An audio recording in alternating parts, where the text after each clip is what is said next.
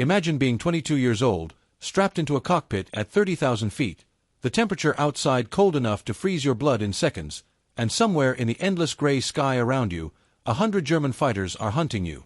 You cannot see them yet, but they can see you. The bomber formation you're supposed to protect is already trailing smoke from 2 of its engines.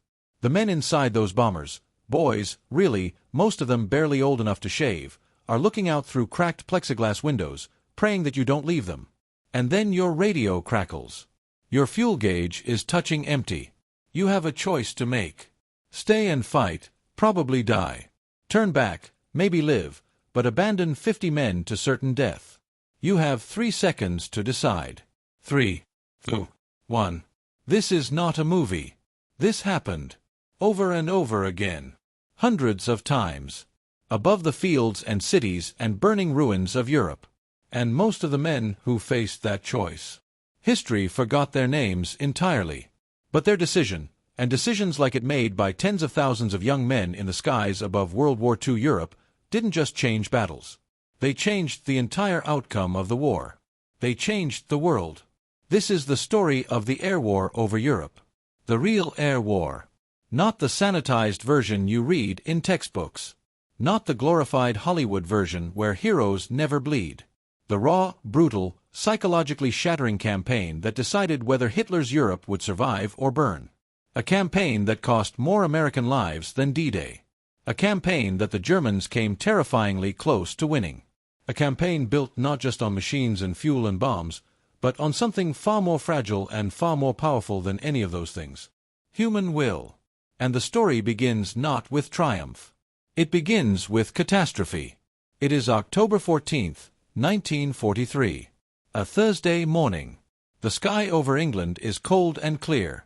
291 B-17 flying fortresses lumber down their runways, engines shaking the ground with a sound like continuous thunder, and climb slowly into the pale autumn light. Their destination is Schweinfurt, Germany. Their target, the ball-bearing factories that produce the tiny steel spheres inside virtually every piece of German military machinery, tanks, aircraft, artillery, submarines. Without ball bearings, the German war machine would grind, quite literally, to a halt. American military planners have staked enormous confidence on this mission. Strategic bombing theory, the idea that you can destroy an enemy's industrial capacity from the air and collapse their ability to wage war, is their great intellectual bet. And Schweinfurt is the test. If it works, if those factories burn, the war could be shortened by years. Hundreds of thousands of lives saved. What unfolds instead is one of the most catastrophic days in American military aviation history. The moment the formations cross into German-controlled airspace, the Luftwaffe is waiting. Not just waiting. They've been planning this moment. German radar has been tracking the bombers since they left England. Fighter controllers on the ground are directing waves of interceptors with surgical precision. Focke-Wulf 190s and Messerschmitt 109s tear into the American formations from every angle simultaneously. They come in from the front, a tactic designed to maximize closing speed, giving the bomber gunners almost no time to react. They come in from below, where the defensive fire is weakest. They fire rockets from outside the range of the bombers' machine guns, and the rockets detonate inside the formations like small suns, turning aluminum and men into shrapnel and fire. American fighter escorts, P-47 Thunderbolts, can only accompany the bombers as far as the German border. Their fuel tanks don't carry enough for the round trip. So for the deepest, most dangerous part of the journey, the bombers fly alone. Unprotected. Inside what the aircrews have given a name that tells you everything you need to know about their psychological state. They call it the long walk. 60 bombers are shot down that day.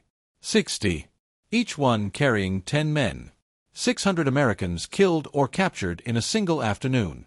Hundreds more aircraft limp home so badly damaged they will never fly again. Aircrews that had flown dozens of missions together, men who had shared cigarettes and bad coffee and letters from home, are simply gone. Some of them went down in flames so fast there was no time to bail out. Some parachuted into German territory and were beaten to death by civilians on the ground whose cities and families had been destroyed by bombs. Some floated down into the cold North Sea and were never found. The mission is considered a strategic failure. The factories are damaged but not destroyed. They will be repaired and running again within weeks. And the human cost is so severe that the 8th Air Force suspends deep penetration bombing raids into Germany for months. The American dream of winning the war from the air, of precision strategic bombing without fighter escort, relying purely on the defensive firepower of formation flying, has been tested and shattered in a single October afternoon. The question now is this: is the entire concept of the American air campaign over Europe finished before it has properly begun? Is Hitler right when he dismisses the bombing campaign as a manageable inconvenience? Is the Luftwaffe, despite years of war, still capable of defending the Reich against the most powerful air force the world has ever assembled? The answer to that question will determine whether the men who eventually land on the beaches of Normandy find defenders broken by attrition and supply collapse, or an intact and formidable German military ready to throw them back into the sea. And the answer will come not from technology or tactics alone. It will come from one specific decision, one plain, and one extraordinary human cost. To understand why the air war over Europe mattered so profoundly, you need to understand what both sides believed about it, and why those beliefs were so different. The British and Americans entered the war with what they called strategic bombing doctrine. The idea was elegant in theory and devastating in practice, if it worked. You don't need to invade a heavily defended country and fight your way through millions of soldiers to defeat it. You destroy the factories that make the weapons, the refineries that make the fuel, the railways that move the supplies. You collapse the industrial infrastructure. You make it physically impossible for the enemy to keep fighting. And because the bomber moves faster and higher than anything ground-based can chase, it can do this without suffering unsustainable losses. It was a seductive idea. It promised to shorten wars. It promised to reduce the grinding infantry casualties that had defined the First World War. It promised precision, efficiency, civilization over barbarism. It was also, as events would prove, built on assumptions that ranged from optimistic to completely wrong. The British discovered this first. In 1940 and 1941, the Royal Air Force began sending bombers to attack German industrial targets at night. They chose night operations to avoid fighter interception. The logic seemed sound. The results were almost incomprehensibly bad. A secret government report from 1941, the Butt Report, commissioned by Winston Churchill himself, concluded that of all the British bombers that claimed to have attacked their assigned targets, only 1 in 4 had dropped their bombs within 5 miles of the intended target. 5 miles. In the Ruhr Valley, Germany's industrial heartland, the figure dropped to 1 in 10. These weren't near misses. These were bombs landing in open fields, in empty neighborhoods, in river valleys miles from anything of military significance. The British response to this discovery was not to abandon bombing. It was to change the definition of the target. If you can't reliably hit a factory in the dark, bomb everything around it. Bomb the workers' housing. Bomb the city itself. This became the doctrine of area bombing, targeting not just industrial infrastructure but the civilian population's will to continue fighting. Destroy their homes, their sense of security, their psychological stability, and they will demand their government surrender. Air Marshal Arthur Harris, the man who would direct RAF Bomber Command from 1942 onward, believed in this with absolute conviction. Bomber Harris, as history would call him. He ordered the systematic destruction of German cities on a scale that the world had never seen. Hamburg, Cologne, Dresden, Berlin, city after city reduced to rubble and ash and grief. The human cost to German civilians was staggering. Somewhere between 300,000 and 600,000 German civilians died in Allied bombing raids over the course of the war. The exact number is still debated. The scale of suffering is not. And did it break German morale? Did it hollow out the will of the German people and turn them against Hitler? No. It actually did the opposite. Studies conducted after the war, including the United States Strategic Bombing Survey, a comprehensive analysis that interviewed hundreds of thousands of Germans and examined the economic data in exhaustive detail, found that German civilian morale, paradoxically, often strengthened under bombing. The shared experience of survival, the presence of a visible enemy, the Nazi propaganda machine framing every bombed city as evidence of Allied barbarism, all of it fused communities together rather than tearing them apart. German industrial production, far from collapsing under the weight of Allied bombs, actually increased every single year from 1940 through 1944. Albert Speer, Hitler's brilliant and ruthless Minister of Armaments, reorganized German industrial production so effectively that the Reich was building more aircraft, more tanks, more submarines in 1944 than it had in 1940, even as its cities burned. This is the paradox that haunts the history of the Allied bombing campaign. Hundreds of thousands dead. Cities turned to dust. An enormous expenditure of human courage, industrial resources, and technological innovation. And the German war machine kept running. So was it all for nothing? That is the question. And it leads us to the real story. The story that most documentary films skip over because it's complicated and morally uncomfortable and doesn't fit neatly into a narrative of righteous triumph. The story is this: strategic bombing mostly didn't work the way its architects intended. But the air campaign over Europe still mattered enormously. It still helped win the war. Not primarily because of what the bombs destroyed on the ground, but because of what happened in the sky above them. This is the story of the fighter war. And it begins with a gap in the map that would cost thousands of young men their lives. The gap was simple and lethal. American long-range bombers could reach deep into Germany. American fighter escorts could not. The P-47 Thunderbolt, the workhorse American escort fighter of 1943, had a combat radius of roughly 200 miles. Germany stretched 400 miles deep. When the P-47s turned back at the German border, the bombers flew on alone into a sky full of Focke-Wulfs and Messerschmitts. The result was Schweinfurt. The result was Black Thursday. The result was American boys dying in numbers that the Air Force leadership knew could not be sustained. The solution, when it came, was both technically elegant and almost criminally late in arriving. It was the P-51 Mustang. The Mustang story is one of those genuine historical accidents that changes everything. The airframe was originally designed by North American Aviation in 1940 at the request of the British, who needed fighters fast and didn't have the American manufacturing capacity to wait for official procurement processes. North American designed and built the prototype in 117 days. 117 days. For context, modern military aircraft development programs routinely take a decade.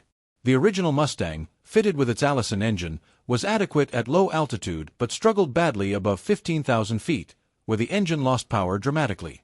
The British tested it, liked its handling, and deployed it for low-altitude reconnaissance and ground attack. It was useful. It was not transformative. It was not the weapon that would change the war. Then a Rolls-Royce test pilot named Ronald Harker flew one in April 1942. He climbed out of the cockpit and immediately understood what he was looking at. This airframe, its aerodynamic efficiency, its extraordinary range, its handling characteristics, was potentially the finest fighter airframe in the world. It simply needed the right engine. Harker's report recommended fitting the Mustang with a Rolls-Royce Merlin engine, the same engine powering the Spitfire. The result was beyond anything anyone had rationally predicted. The Merlin-powered Mustang could reach 440 miles per hour, faster than the Spitfire, faster than the Focke-Wulf 190, competitive with the latest Messerschmitt variants at altitude. It could fly at 35,000 feet. It was extraordinarily maneuverable. And here was the thing that made grown men in the American military actually stop and read the performance figures twice. Fitted with drop tanks, the P-51 Mustang had a combat range of over 1,500 miles. 1,500 miles. Berlin was 750 miles from the English coast. The P-51 could fly to Berlin, fight, and come home. The long walk was over. The first P-51s arrived in the European theater in late 1943. By early 1944, they were flying escort missions deep into Germany. By February 1944, American commanders were ready to implement a strategy so aggressive, so operationally demanding, and so costly in human terms that it would permanently reshape the Luftwaffe. They called it Big Week. And before we get to Big Week, you need to understand something about the Luftwaffe in early 1944.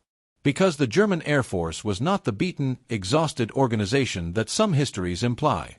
It had been fighting continuously since 1939. It had experienced pilots, excellent aircraft, and sophisticated ground control systems. But it had a problem. A deep, structural problem that Hermann Göring and the German High Command recognized but could not solve. Germany was running out of pilots. Not aircraft. Pilots. The Luftwaffe had entered the war with a cadre of combat veterans, men who had flown in Spain during the Civil War, men who had developed tactics and accumulated thousands of hours of experience. These men were extraordinary. Pilots like Erich Hartmann, who would ultimately claim 352 aerial victories, the highest total of any pilot in aviation history, or Gunther Rahl with 272, or Otto Kittel with 267. Numbers so extraordinary they strain credibility if you haven't studied the Eastern Front, where most of these kills were achieved against Soviet aircraft that were often technically inferior and flown by less experienced pilots. But these men were not invincible, and the men coming up behind them were not as good. German pilot training by 1944 had been compressed under the pressure of attrition. New German pilots were being sent into combat with as little as 150 flight hours total, whereas their American opponents in P-51s typically had 300 hours or more. The quality gap between experienced and inexperienced German pilots was enormous. And the old guard, the aces, the veterans, were dying. When an ace died, 10 years of accumulated knowledge and tactical intuition died with him. This was the lever that American commanders decided to pull. Hard. Big Week. February 20th through 25th, 1944. 6 days of coordinated bombing and fighter operations that were explicitly designed not primarily to destroy German factories, though that was a secondary goal, but to force the Luftwaffe into the air and destroy it there. The targets were German aircraft manufacturing plants and assembly facilities. The logic was cruel and clear. If you bomb the factories that build German fighters, the Luftwaffe must either defend them and fight, or allow them to be destroyed and watch their replacement aircraft numbers collapse. Either way, the Luftwaffe loses. But the brilliance of Big Week, the strategic innovation that separated it from everything that had come before, was the new rules of engagement for American fighter escorts. Before Big Week, escort fighters were ordered to stay close to the bombers. Protect the formation. Don't range out to chase German fighters, because if you get pulled away, the bombers are exposed. General Jimmy Doolittle, newly appointed commander of the 8th Air Force, changed everything with a single order. He told the fighter pilots to go hunting. Don't wait for the Germans to come to you. Don't sit above the bombers like defensive sentinels. Fly out ahead. Find the German fighters before they reach the formation. Attack their airfields. Attack them taking off. Attack them landing. Attack them wherever you find them. The bomber formations were now not just targets to be protected, they were bait. They were there to draw the Luftwaffe into the air, where American P-51s and their extraordinary range and performance would kill them. It was a fundamental strategic shift. The mission of the American fighter arm changed from escort and protection to aggressive attrition. The goal was not to defend the bombers at all costs. The goal was to destroy the German Air Force. Big Week cost the Americans heavily. Over 250 heavy bombers lost. Thousands of American airmen killed, wounded, or captured. The American crews flew in weather that was often terrifying, through flak so thick you could walk on it, against German fighters that fought with desperate ferocity. The physical and psychological demands were almost incomprehensible. These men flew missions that lasted 8, 9, 10 hours. 8, 9, 10 hours of sustained fear, cold so brutal at altitude that the hydraulic systems would freeze and guns would jam, oxygen systems that could fail without warning and leave you gasping into unconsciousness before you realized anything was wrong. But the Luftwaffe lost something they could not replace. During Big Week and the weeks and months of relentless air combat that followed, the attrition among experienced German fighter pilots reached critical levels. In February and March 1944 alone, the Luftwaffe lost over 1,000 aircraft and hundreds of irreplaceable experienced pilots. The replacement pilots arriving at Luftwaffe fighter wings were younger, less trained, less experienced. The gap between the average American fighter pilot and the average German fighter pilot, which had narrowly favored the Germans through most of 1942 and 1943, began to reverse. The American strategy was working. But nobody told the American air crews that. They were just told to get in their planes and fly. Again. And again. And again. Let's stop here for a moment and talk about the human reality of what these men experienced. Because statistics and strategy and air campaign theory can numb you to something that demands to be felt. The 8th Air Force operated a tour system. An American bomber crewman was required to fly 25 missions before he could be rotated home. 25. That sounds finite. That sounds survivable.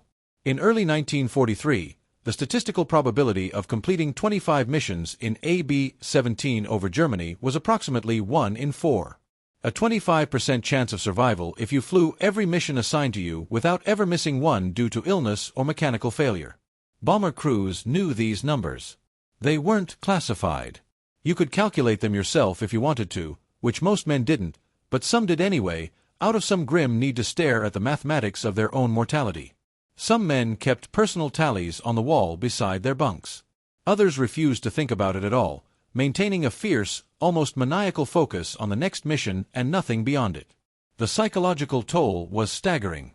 Combat fatigue, what we would today call PTSD, was widespread and almost universally suppressed. You didn't talk about fear. You didn't talk about the dreams where you kept seeing the waist gunner from your crew, the one who took a flak fragment to the throat over Frankfurt, the one you tried to save by pressing your hands against the wound while the blood ran between your fingers and froze in the cold, and still he died, and now you see him every night when you try to sleep and you have 19 missions left to fly. You didn't talk about it. You drank. You gambled. You went to the local pub and talked with English girls about anything other than what was happening in the sky. Some men cracked. The military had a term for it, lack of moral fiber. It was used to describe airmen who refused to continue flying after experiencing trauma severe enough to shatter their ability to function. In the RAF, men diagnosed with LMF, lack of moral fiber, were stripped of their rank, removed from flying duties, and often subjected to treatment that amounted to institutional humiliation, the idea being that public shame would prevent others from similarly breaking down. It was a policy built on profound ignorance of psychology and a complete failure of institutional compassion, and it destroyed men who had already been broken by more than the human nervous system was designed to withstand. American policy was somewhat more humane, but not dramatically so. The pressure to keep flying, to not let your crew down, to maintain the appearance of courage regardless of what was happening inside you, that pressure was so pervasive, so total, that it functioned almost as a second enemy.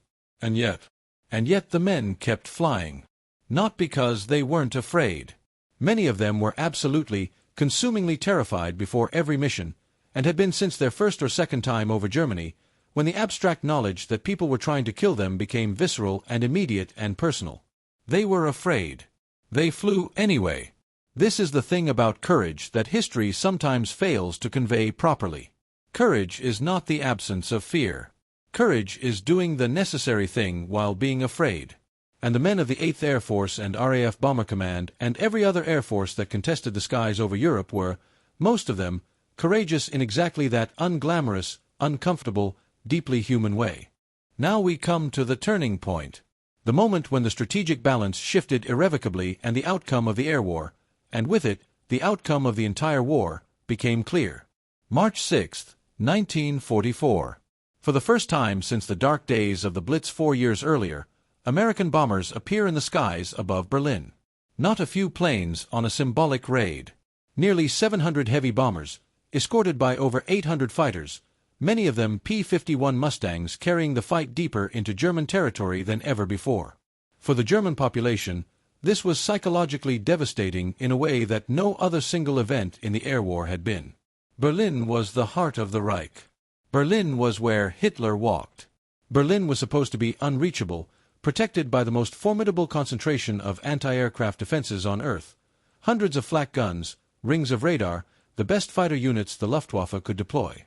Hermann Göring had famously said that if enemy bombers ever reached Berlin, he should be called Meyer, a Jewish name, in the anti-Semitic vocabulary of the Nazi state. It was his way of saying it was impossible, unthinkable. American bombers were now visibly, audibly, undeniably over Berlin in daylight. Göring's credibility disintegrated. The Luftwaffe's reputation as an invincible shield was broken. And German fighter pilots, ordered to intercept, flew into a wall of P-51 Mustangs that were better positioned, better rested, and increasingly better than the men they were fighting. The Luftwaffe threw everything it had at the American formations. And the battle that unfolded, over a front that stretched hundreds of miles across the heart of Nazi Germany, was savage beyond description. American bomber crews saw fighters spinning past them trailing smoke and fire, saw German pilots bailing out and sometimes, in the chaos of the moment, saw them shot while hanging in their parachutes, which happened on both sides and stands as one of the most morally shattering images of the air war. The flak over Berlin was so heavy that bomber crews described it as a visible wall of black smoke and fire that they had to fly directly through, as though the sky itself had turned solid and hostile. 69 American bombers were lost that day. 11 fighter pilots killed. The human cost was enormous. But the German losses were greater in the currency that mattered most. Experienced fighter pilots. Men who could not be replaced quickly, could not be replaced well, and whose absence from the next battle and the next would compound into a deficit that the Luftwaffe could not survive. The critical statistic, the one that the German High Command watched with increasing desperation through the spring of 1944, was the loss rate for experienced pilots. In April 1944, the Luftwaffe lost the equivalent of its entire operational pilot strength in Western Europe in a single month. These weren't predominantly aircraft losses. Germany had enough factories, managed brilliantly by Speer, to replace aircraft faster than the Americans were destroying them. The bottleneck was human. Germany could not train experienced fighter pilots fast enough to replace the ones dying above their own territory. Meanwhile, American pilot quality was rising. The vast industrial and educational infrastructure of the United States was producing trained military pilots at a rate that Germany could not approach. American flight training programs were graduating thousands of pilots per month by 1944, and the accumulated hours of combat experience across the 8th Air Force's fighter arm were creating a cadre of veterans who were now hunting German pilots in the same way that German pilots had once hunted them. The tables had turned. But the price paid for this turning was paid in young men, most of them 22, 23, 24 years old. Boys who had grown up in Kansas and Ohio and Georgia and California and had never imagined they would die in the sky above a country whose language they didn't speak. Boys who wrote letters home that began, "Dear Mom," and ended with promises to be careful that they knew they couldn't keep. Boys who became men in the space of a few missions, aged in ways that had nothing to do with years, and who carried what they had seen and done and survived and failed to prevent for the rest of their lives, those of them who had lives left to carry it through. The German response to the collapse of their air superiority is one of the more fascinating and ultimately tragic subplots of the entire air war. Because the Germans had solutions. Technical solutions that were, in some cases, genuinely astonishing. Solutions that, had they been developed sooner or deployed more effectively, could have changed everything. The most dramatic of these was the Messerschmitt 262, the world's first operational jet fighter. When it flew, and when it was allowed to fly as a fighter rather than being diverted by Hitler's obsession with using it as a bomber, it was staggeringly superior to anything the Allies had in the air. 450 miles per hour, 30,000-foot ceiling. Armed with 4 30mm cannons capable of destroying a heavy bomber with a single burst. American P-51 pilots who encountered the Me-262 in combat described the experience with barely concealed awe and terror. It appeared from nowhere and vanished into nothing, too fast to follow, too fast to intercept. Hitler, in one of the war's most famous and consequential command decisions, ordered the Me-262 developed primarily as a high-speed bomber rather than as a fighter. His reasoning was that Germany needed offensive striking power to retaliate against Allied bombing, not more interceptors. This decision horrified Luftwaffe commanders. General Adolf Galland, one of Germany's most decorated and experienced fighter pilots, pleaded repeatedly with Hitler to reconsider. He was told to keep quiet. Eventually, he was removed from command entirely for being too vocal in his dissent. The Me-262 program was delayed, diverted, and mismanaged at every stage by political interference from the top of the Nazi command structure. By the time significant numbers of jet fighters were deployed operationally, American bomber formations were already being escorted by enough P-51s that even the extraordinary performance advantage of the jet could be partially neutralized through tactical discipline. Allied pilots learned quickly that the Me-262 was vulnerable during landing and takeoff, when its speed advantage disappeared and it had to fly slow and straight. American pilots began simply waiting near German jet airfields, circling at altitude, and diving on the jets as they approached to land. The rocket-powered interceptor program, centered on the Messerschmitt 163 Comet, was even more extraordinary and even more tragically futile. The Comet used liquid rocket fuel so corrosive that it dissolved flesh on contact, so dangerously reactive that early test aircraft had a habit of exploding on landing when residual fuel sloshed together in the tanks. The pilots who flew it were extraordinarily brave and extraordinarily endangered by their own weapon. The Comet was so fast, approaching 600 miles per hour in a dive, that it closed on bomber formations faster than the pilot could effectively aim. And its endurance was measured in minutes, not hours. These technological marvels arrived too late, in too few numbers, burdened by too many fundamental problems, to change the trajectory of the air war. They stand in history as haunting reminders of what the German aviation industry could have achieved in different circumstances, directed by rational rather than ideological priorities. D-Day, June 6, 1944. The most complex and consequential military operation in human history. 156,000 Allied soldiers crossing the English Channel in the largest armada ever assembled, landing on 5 beaches on the coast of Normandy, betting everything, on the premise that the initial landing could be survived and the beachhead established before German armored counterattacks could drive them back into the sea. Supreme Allied Commander Dwight D. Eisenhower had told his senior commanders something extraordinary in the weeks before the operation. Something that would have been inconceivable to a military commander in 1940 or even 1942. He told them that if they saw aircraft overhead on D-Day, those aircraft would be Allied. Not German. Allied. He was right. On June 6, 1944, the Allied air forces flew over 14,000 sorties, individual aircraft missions, in support of the landings. The Luftwaffe, which had once terrorized the skies of Europe from the English Channel to the gates of Moscow, managed to fly approximately 300. On the day that mattered most, the day that everything depended on, the German Air Force was effectively absent from the skies above Normandy. Not because the aircraft didn't exist. Not primarily because the fuel didn't exist, though that was becoming a serious problem. Because the pilots capable of flying those aircraft effectively, in the face of overwhelming Allied air power, had been consumed by the relentless attrition of the air campaign over Germany. The men who died over Schweinfurt. The men who flew into the wall of P-51s over Berlin in March.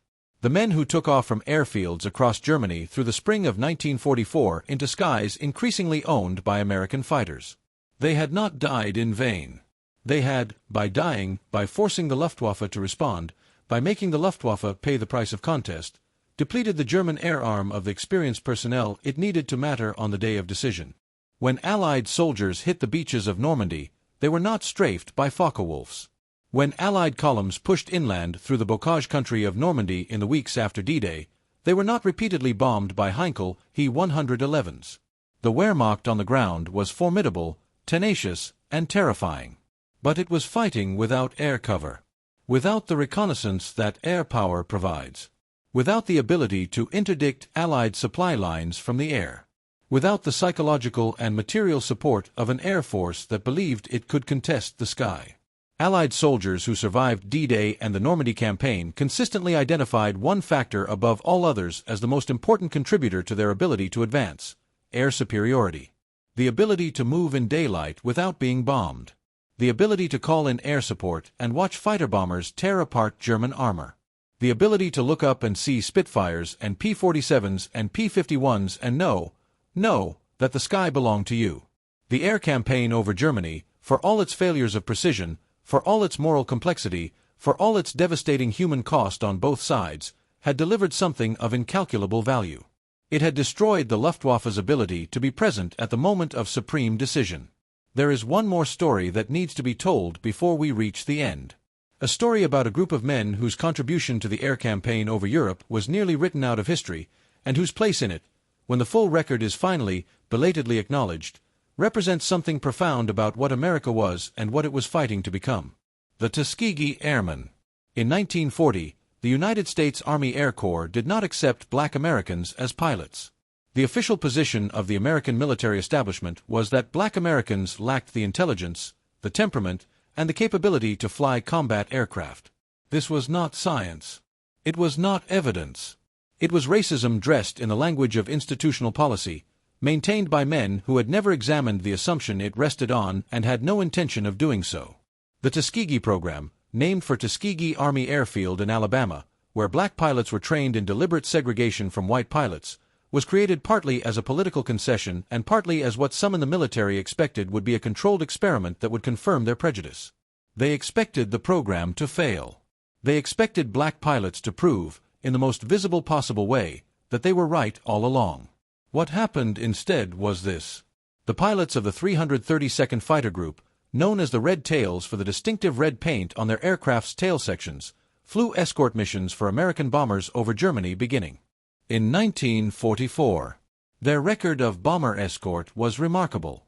The specific claim that the Red Tails never lost a bomber to enemy fighters while flying escort has been debated by historians, with some arguing the historical record is more nuanced than the popular legend suggests. But what is unambiguous is that the 332nd flew over 15,000 individual sorties, destroyed or damaged hundreds of German aircraft, earned hundreds of decorations for valor, and produced 66 combat pilots who were killed in action. They fought the Germans in the sky, and they fought their own country on the ground, dealing with segregated facilities, institutional disrespect, discrimination that would be recognizable to anyone familiar with Jim Crow, all while being required to maintain the psychological discipline to climb into a cockpit the next morning and fly. There is something unbearably poignant about that. About men who were told their country didn't fully value them, fighting and dying for that country anyway. Fighting with ferocity and skill and professional pride because they understood that what they were doing mattered, that they were proving something, that every mission flown well was a statement about human capacity and human worth that their country's official institutions refused to make. The Tuskegee Airmen flew not just against Germany. They flew against the ideology of racial hierarchy itself. And they won. The air war over Europe ended not with a single dramatic moment, but with a slow, grinding cessation of capacity. German fuel production, hit repeatedly and increasingly accurately by Allied bombing in 1944 and 1945, collapsed. By late 1944, the Luftwaffe had aircraft sitting on airfields that could not be flown because the fuel didn't exist to put in their tanks. The miracle of Albert Speer's industrial management, which had kept German production rising even under the weight of Allied bombs, finally cracked when the transportation network and the fuel supply were targeted with a precision and persistence that earlier targeting had lacked. German cities, bombed from 1940 through 1945, lay in ruins of incomprehensible scale. Dresden in February 1945. A raid that remains morally contested to this day. Was it a legitimate target, a transportation hub, a military staging area? Was it an act of deliberate terror against a civilian population with no remaining military justification? The argument has not been resolved and probably cannot be resolved, because the answer depends on what you believe war permits and what it forbids, and those questions don't have easy answers and shouldn't. What is certain is that Dresden, like Hamburg, like Cologne, like Berlin, burned. Tens of thousands of people died in the firestorms. Survivors described scenes that exceeded the vocabulary available for describing them. And when you walk through those cities today, rebuilt, restored, functioning, alive, you are walking through places that were, within living memory, ash and rubble and silence. The men who dropped the bombs also carry the weight of what they did. Not all of them felt it. Some were certain, absolutely certain, that what they were doing was necessary and just. Others flew their missions and came home and never talked about it, not because they were certain but because some things resist being spoken. The ethical complexity of strategic bombing, its purpose, its results, its costs, is a weight that the history of World War II has never fully picked up. The numbers, when you stand back and look at them, are staggering. Over 160,000 American airmen served in the 8th Air Force alone. 26,000 were killed in action. Over 28,000 were taken prisoner. The casualties in American bomber crews exceeded the total casualties in the United States Marine Corps across the entire Pacific War. The RAF lost over 55,000 men in Bomber Command, more than the British Army lost during the entire D-Day campaign. 55,000. In 5 years of bombing operations. An average of 30 men every single day. The German pilots who died defending their country number in the tens of thousands. The German civilians who died under Allied bombs number in the hundreds of thousands. The combined human cost of the air campaign over Europe, on all sides, runs into numbers that resist comprehension unless you make them specific. Unless you make them a face. A name. A 20-year-old from Wisconsin who wanted to be a teacher and died in a burning B-17 above Leipzig before he had the chance. A German pilot from Bavaria who wrote poetry in his spare time and who went down in the North Sea in November 1943 and whose body was never found. A woman in Hamburg who survived the firestorm by hiding in a flooded bomb shelter with her children and who survived the war but never fully survived what she had seen. Specific. Human. Irreducible. And yet the war was won. And the way it was won, including the air campaign over Europe, with all its failures and all its costs and all its moral weight, shaped the world you're living in right now. The Europe that was rebuilt from the rubble of 1945. The democratic institutions, imperfect and contested but real, that were constructed on the ruins of Nazi ideology. The particular form of American military and industrial dominance that characterized the second half of the 20th century, built on the demonstrated capacity to project air power globally, was born in the skies over Germany between 1942 and 1945. The men who made those decisions, who flew those missions, who died in those aircraft, who survived and came home and aged and were forgotten, made the world you inhabit. Not in a grandiose, abstract way. In a specific, direct, causal way. Their choices, their courage, their suffering, made your world possible. The least you can do is know their names. The least history owes them is the truth. On a clear day in England, in the county of Norfolk, you can still find airfields where the 8th Air Force flew from.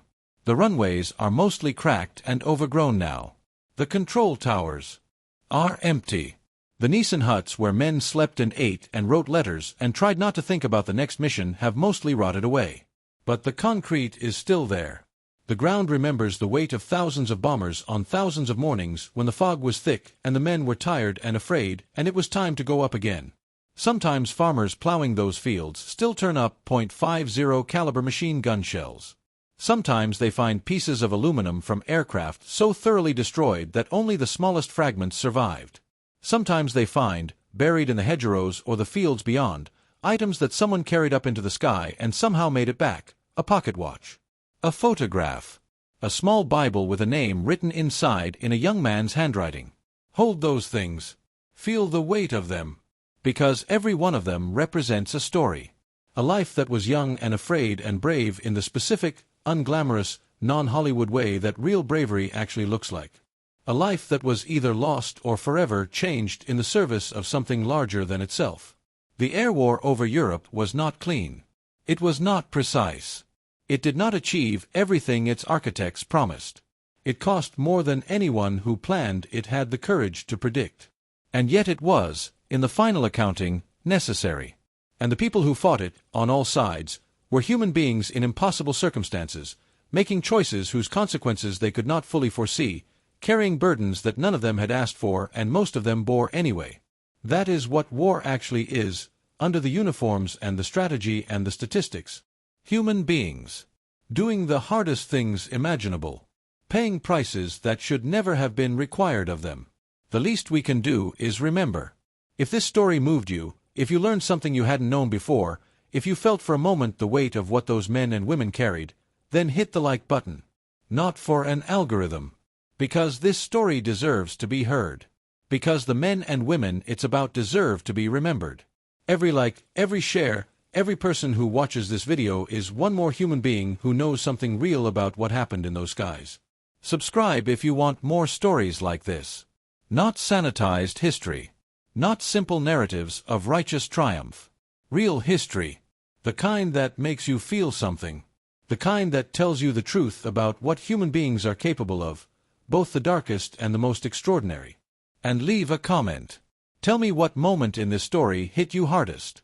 Tell me if you had family who served in the air war over Europe. Tell me what you think about the moral questions this story raises, because they are real questions and they don't have easy answers and they deserve to be discussed by people willing to think hard and feel deeply. The sky above Europe is quiet now. Has been for 80 years. But on certain mornings, when the light is low and the clouds are the particular gray of an English November, you can almost hear it. The engines. The sound that was the constant backdrop of an entire continent's most terrible years. The sound of history being made by human beings who were, in the end, just like you. Remember them.